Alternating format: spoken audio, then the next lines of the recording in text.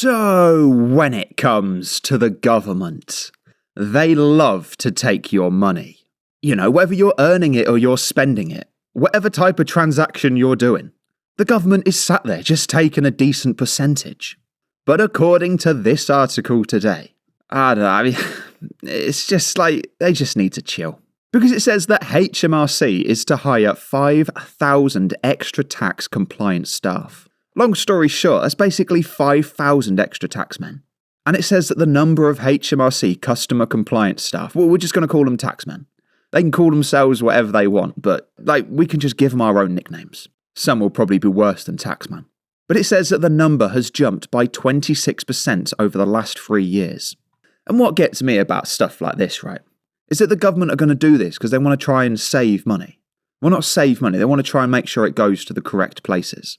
Even though it kind of sounds like they're just hassling the British people.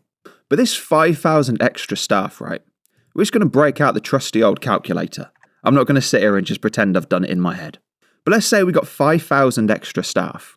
And let's say that they're on £30,000 each. You know, it's the government, that's about, you know, the average. I don't get that, but that's about the average.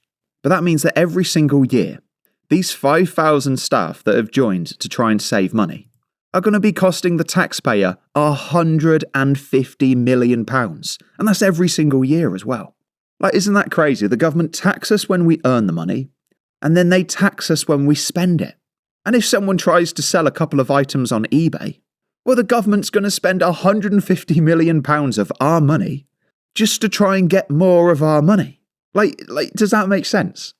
And there might be some people out there, and I would kind of, you know, I kind of see their angle.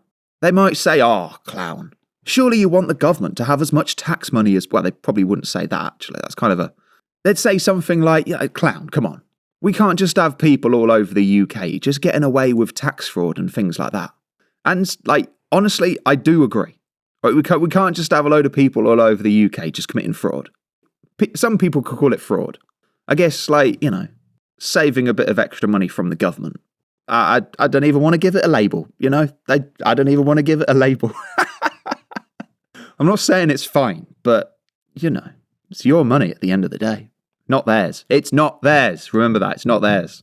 But when people do say, you know, maybe the government should collect more taxes, well, something that I always think to myself is that I would much rather you have the money, because you're going to spend it in, you know, your local shop, or you're going to get your car repaired, or you're going to buy food, and basically you're going to keep the money revolving round. You know, when it's with you, you spend it and it just goes around the system.